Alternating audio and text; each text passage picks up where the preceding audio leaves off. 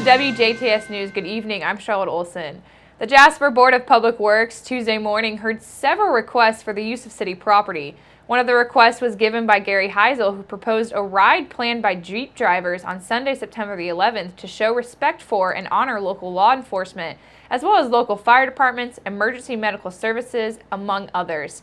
The meet and greet and ride group plan hold a ride through the city of Jasper, which has a tentative route starting at Sternberg's Chrysler before heading to Huntingburg, Ferdinand, and then back to Jasper. The group would like to ride by the Jasper Police Department, the DuBois County Sheriff's Department, and also by the Jasper Fire Department before heading north to the Jasper post of the Indiana State Police Post, and then down 15th Street to Indiana National Guard, past Memorial Hospital, and then finally head to the downtown square in Jasper for a ceremony that will take place from around 3 until 5 p.m.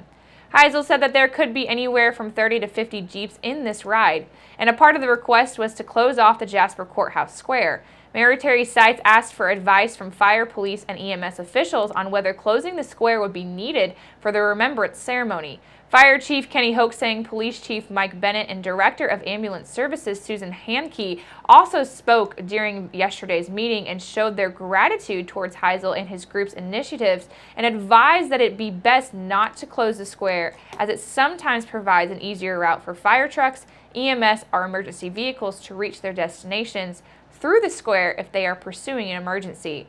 Mayor Seitz requested to continue further communication about setting a route for the rides by the end of the month. The board did not believe it was in the best interest to close the square, but still allowed for its use during the ceremony.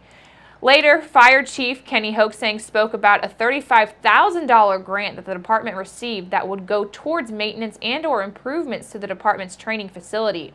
Hoaxang said that the Indiana Department of Homeland Security has recognized the Jasper Fire Department as a regional training location. The board congratulated Hoaxang on receiving the grant funds. And the first time the department has applied for the grant. And Hoaxang, who also serves as the city code enforcement officer, also spoke about some law violations around the community that need to be addressed.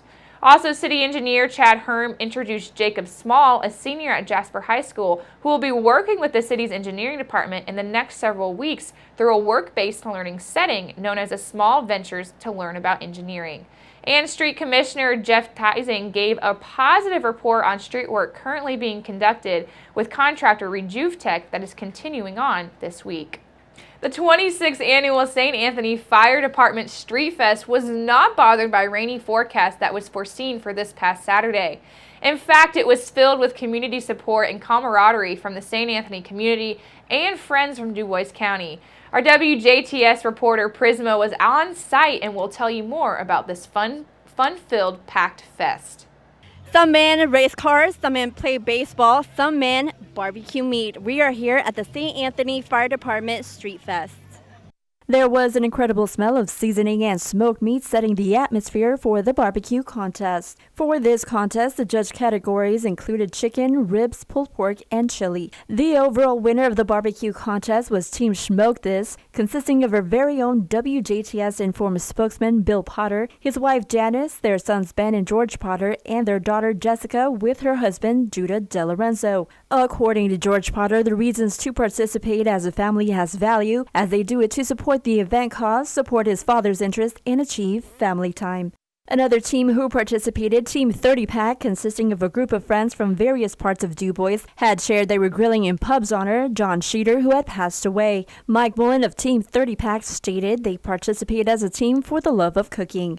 Volunteer firefighter Nick Merkley explains that barbecue coordinators met with the teams 2 weeks ago for an overview of participating guidelines and indicates the contest's purpose. It's a good fundraiser. We get a lot of sponsors. Everybody gets prizes for each 4 categories. Get a first, second, and third place for all 4. They get gift certificates, our cash prizes, and they also get a trophy. And then all the money that we sell the wristbands for goes back to the fire department. So I like, the people coming out here grilling, they're great. They bring all their meat, they bring everything, and they don't get paid for it. So we get all that proceeds. It's a great thing for us. So we really enjoy it.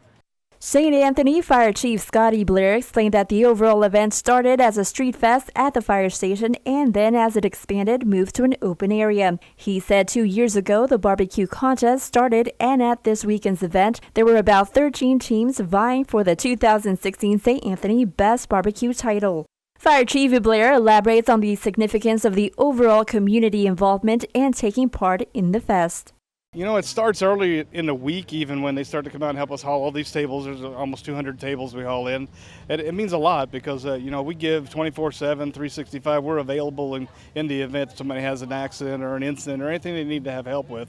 Hopefully that we can get in and make a bad situation better. That's our goal. But it means a lot that the people come out and support us. They buy raffle tickets, which is half of our proceeds for this day. You know, and just to be able to have the camaraderie and say hi to them. It's fun to have them here, and I hope they enjoy being around us. In this humble reporter's opinion, barbecue here at DuBois County is very strong. Reporting for 18 WJTS News, this is Prisma Lopez-Marin.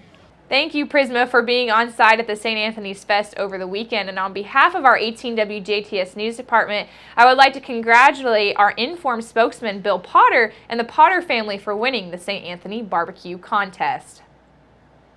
The Indiana Department of Transportation says that over $49 million in community crossing grants has been awarded to communities around southern Indiana. The announcement was made during a special ceremony on Tuesday in Evansville.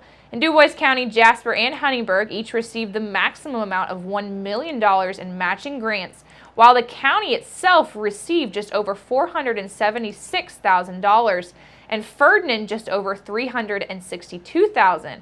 And in Spencer County, the county itself was granted $1 million. Dale received over $81,000, Rockport nearly $84,000, Santa Claus got over at $113,000, and Perry County received just under $433,000. Tell City was under $210,000, and the local road and bridge matching grant fund was created by the Indiana General Assembly and signed into law by Governor Mike Pence in March of this year.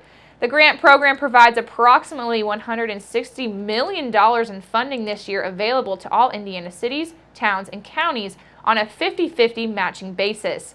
Projects that are eligible for funding through community crossings include road resurfacing, bridge rehabilitation, road reconstruction and resurfacing, and Americas with the Disability Act compliance in connection with road projects. Material costs for chip sealing and crack filling our operations are also eligible for funding.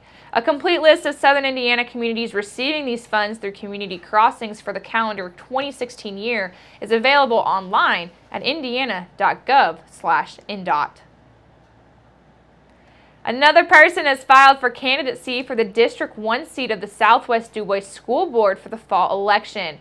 Jennifer Thacker, a lifelong resident of Huntingburg and a graduate of Southridge High School, is also a former teacher at Huntingburg Elementary School, where she was a part of the school's faculty for 5 years. While at Huntingburg Elementary, Thacker served as a special needs instructional assistant, but recently left to work as the office representative for her husband's construction business. Thacker says that she believes the relationships and communication that she has cultivated in her years working in the Huntingburg Elementary are tools that she can bring to the position. Jennifer and her husband Jason have a 9-year-old son who is a 4th grader at Huntingburg Elementary, and she is an active member of the parent-teacher organization at the school. Before teaching at Huntingburg, Thacker was a service representative for Freedom Bank in both the Huntingburg and the Jasper locations. Thacker is a member of St. Mary's Catholic Church in Huntingburg, and she is also a graduate of the DuBois County Leadership Academy. Make sure to keep it right here, because up next we'll take a look at your weather summary.